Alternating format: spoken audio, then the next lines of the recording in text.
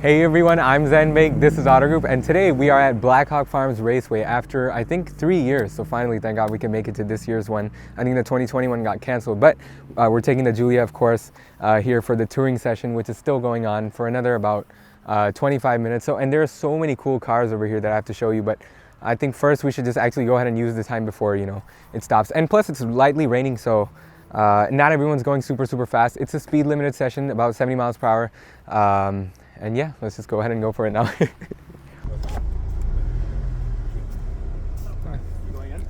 Going out.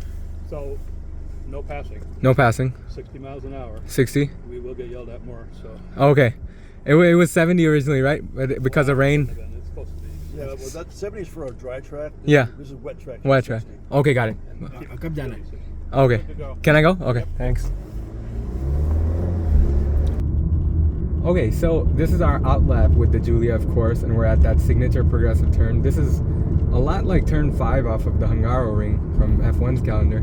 We got a few chicanes, and since it's wet, immediately, as soon as you turn in, the front starts to slide, so in order to, and plus the tires are obviously cold, brakes are cold, the fronts are Brembos, and then we got this technical middle sector here. This is my favorite part of this track.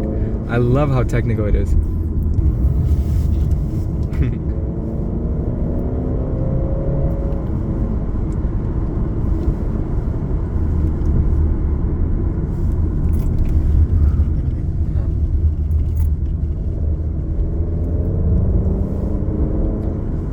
This is a slightly faster sweeper, this second one, and then you get thrown onto this kind of long straight, and as you can see, the rear starts to lose grip, but it's all-wheel drive, so it picks up immediately. And obviously we are speed limited, and then you got this little kink. So the thing about this is just you want to take a nice narrow line, and immediately after this you have the heavy braking zone. Say if we were going full beans, like 105 miles per hour, this is where you would kind of, really get the car slowed down out of the final corner. And then it actually has a lot of traction, which I really like.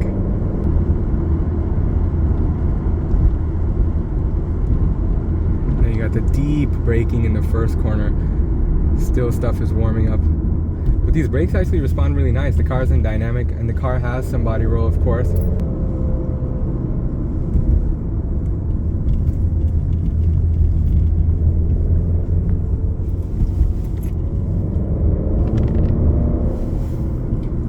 The car is actually dancing around quite a bit, much more than I actually expected for an all-wheel drive car.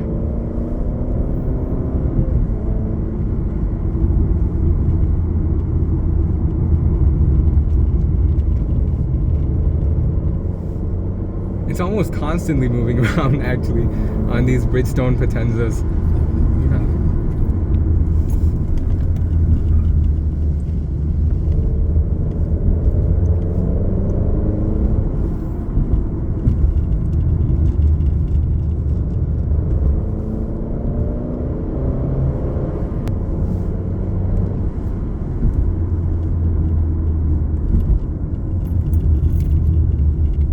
Front end is still sliding in that corner.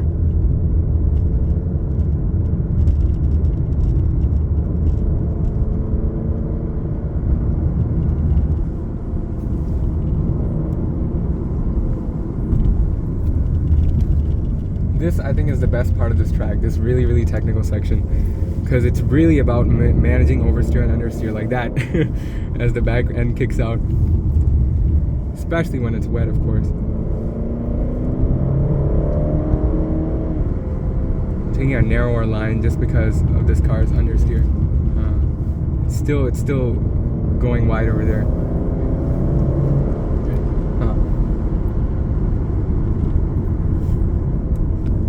This part, because it's a slower corner, I think, and the line is actually really tight, you got a lot of water on the left side. So as soon as we touch that and get out of the corner, there's actually quite a bit of oversteer. Even in this one, the car gets all light and slightly sideways, but the traction control, you can't disable traction control in this car, so the only way to get a little bit oversteer is by putting it into dynamic. And this automatic is actually doing a fantastic job with these, Bridgestone Potenzas, actually, and everything is working pretty sportily. Actually, this final corner is a bit rounded off. It's not super acute in its angle. So, and then the power is so readily available. It's right there. and it's very, very nice to drive in that regard. And then the interesting thing is that the car, although it has body roll, the thing about the body roll is that it's a classic sports car type of body roll where you understand the suspension tuning, and then the brakes look hard on, not even hard on the brakes, that's like maybe half on the brakes, and it still has tons of grip.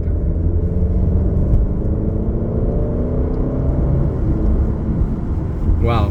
Now normally if this track is dry, this corner is flat out. I mean, you just go full beans, but you can't right now, obviously. Front end is sliding, of course. You gotta manage understeer and oversteer for this corner. So much like that corner in Hungaroring, but it's a bit slower and more progressive.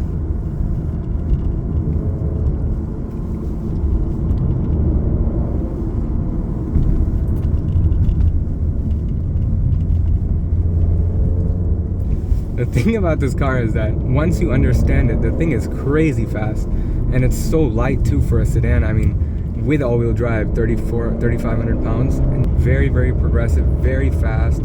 Front end understeering, look at that. We're still losing traction even at 60 miles per hour almost. So, and that is the limit that they have chosen, of course, for today. Hard on the brakes. And the thing about the Giulia is that the rears engage first like a motorcycle, so you get rear end kind of stability at first, but then it could get a little unstable. So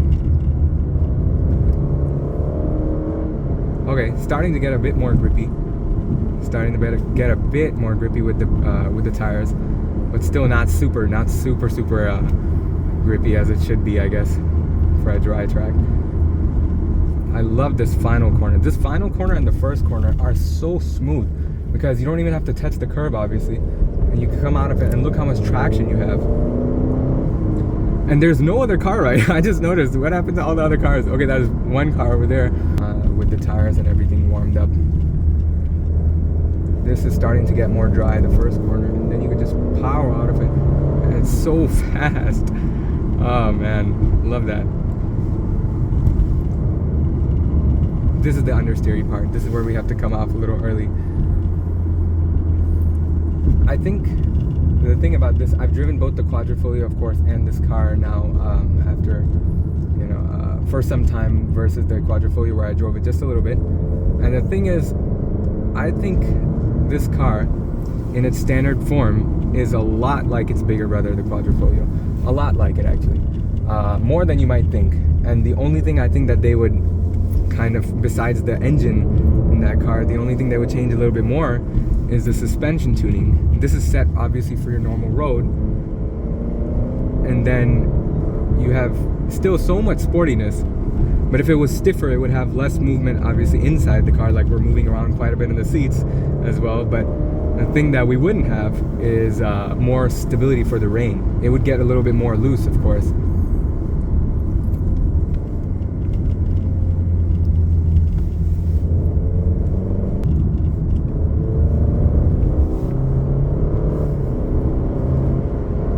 And listen to the noise. The engine actually has a lot of character too. I love that about the car. Okay, so before we bring it in for just a bit of a cool down, just to make sure everything, all the coolant and all the temperatures are working fine, we'll do one more push lap and then bring it in for a cool down.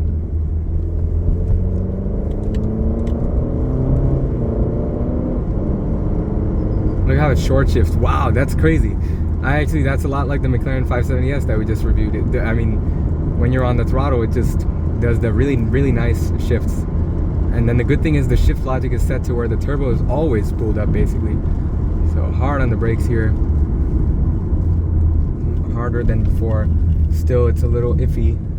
Not a lot of confidence in the grip levels.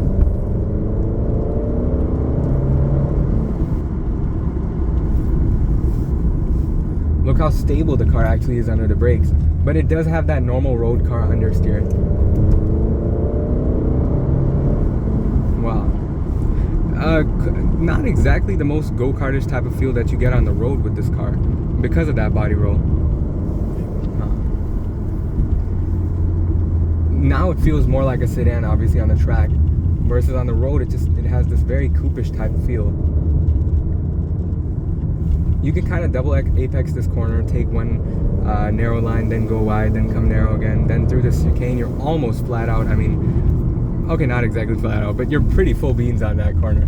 This corner, this is where it feels a lot like Miami from F1's calendar. Look at that. How much sideways action you get with that corner.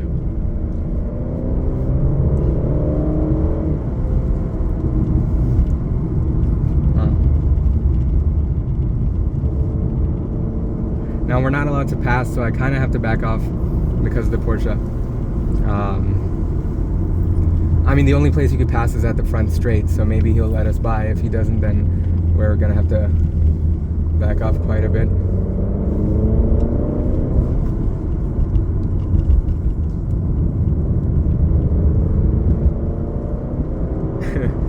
It has those kind of like four-wheel drive oversteer power slides. Coming into the first corner, boom, laid on the brakes. Of course, the car grips even with the Potenzas. They are high performance tires, obviously.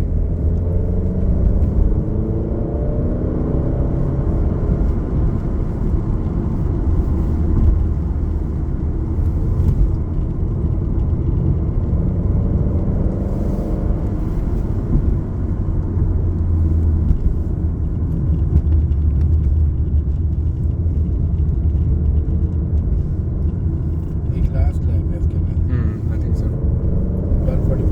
Yep.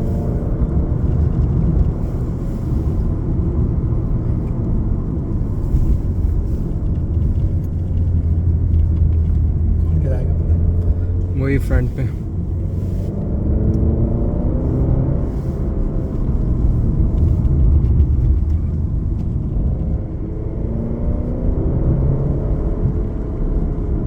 Come wide over here, then bring it in. It's a little iffy. Not a lot of confidence, obviously, in the rain with that corner. It's so fast. It's such a fast corner. And then this one is also, this is the one that's still really quite wet. You have to take a really narrow line just to miss the water.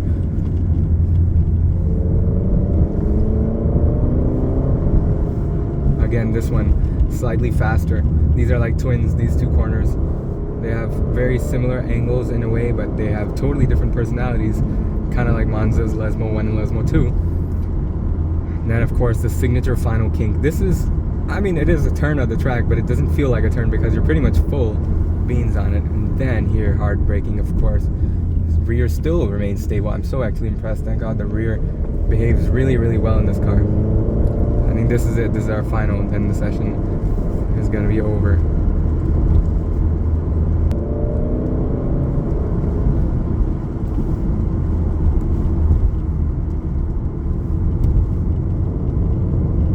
I've left the gearbox in auto the whole time. I thought I would use a lot of manual, but the thing about this thing is that, first of all, we don't have paddle shifters.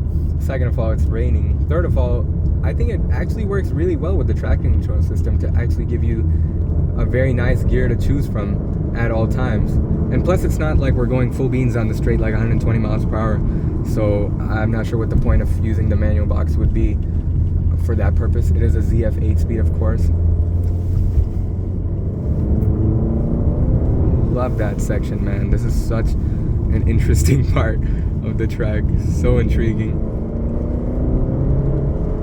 Keep it to the cone over here.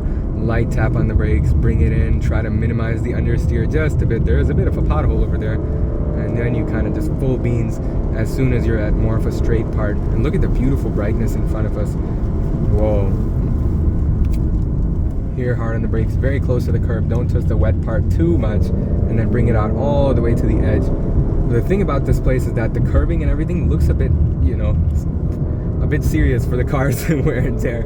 So I don't recommend riding the curbs too much, especially for your normal road car. And yeah, that's what it's like to lap around Blackhawk Farms. I definitely recommend you guys come to these touring sessions. They do very few of these. Now we're gonna have to just cool down things, bring it in nice and easy. Pit speed limit is 15 miles per hour, of course. It's not like this car has a what do you call it, pit speed limiter. But yeah, and if you guys watch online the races, people, you know, the way they bring their cars in here, it's so cool. I have to bring it in nice and easy now. Of course, cool down everything. Look, the temperatures have cooled down already.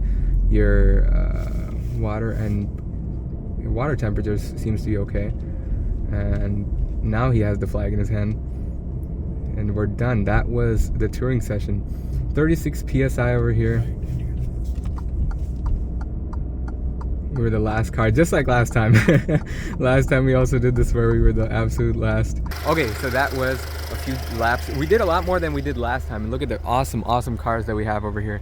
I mean, look at that Quadrifoglio over there. Look at the Cayman GT4. A Cayman GT4 on, somebody posted a video on YouTube. They said 1 minute 16.8. I'm assuming if the Giulia was, you know, doing the full track day, full beans and everything, you know, on maybe Michelin's instead of the Bridgestone Potenzas on a dry day, I think the Giulia is a car that could maybe set like somewhere in the 119s or the mid 118s, I think. So slower, because the thing is, on this straight you can't reach a lot of top speed because it kind of, although it looks long over here, it is actually quite a bit short, and you just come up to the first corner. And the thing about the first corner is that it's a very high commitment corner. And the reason I say that, as are a lot of corners actually over here, the reason I say that is because the angle is not actually that severe to where it's a, you know, a very harsh braking zone on the car. You kind of have to judge it just, you know, after the braking markers and get really, really late and not mess up, you know, with understeer or oversteer going into it. Look at the tires, obviously collecting a lot of dirt over here.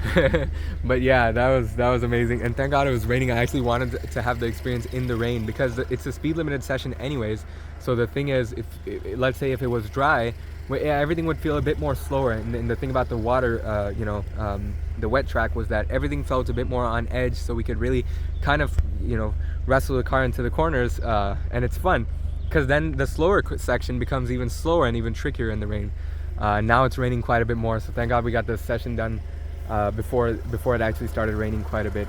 And such a beautiful track Blackhawk Farms is. I've never driven around Joliet, which is our other track in the Chicagoland area, but the good thing about Blackhawk that I love is that it's such like a classic track.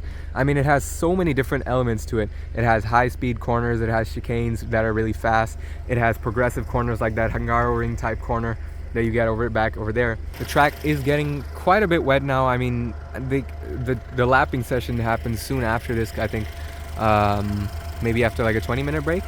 But the thing is, it's I'm not sure if they're gonna delay the session, but you know, they're such cool people because, you know, thank God they actually did the session even though it was raining.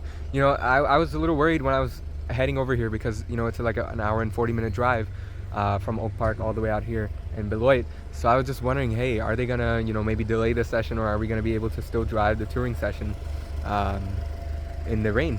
And we did, so that was awesome. It was really cool coming here back after 3 years. Now let me just, oh, look at this, man, look at this. Look at the Quadrifoglio badge, beautiful Alfa over here. And it says the Pininfarina badge on there as well, of course. I'm guessing that's a 340i BMW, of course. And somebody brought their GT3 race car, I think, or maybe it was a Super Trofeo Lamborghini in one of those trailers back there. So let's see when the cars actually get out on the track. Then I have to probably film a bit more just to show you what the other cars are doing and whether or not they're going full maximum attack on the track or not.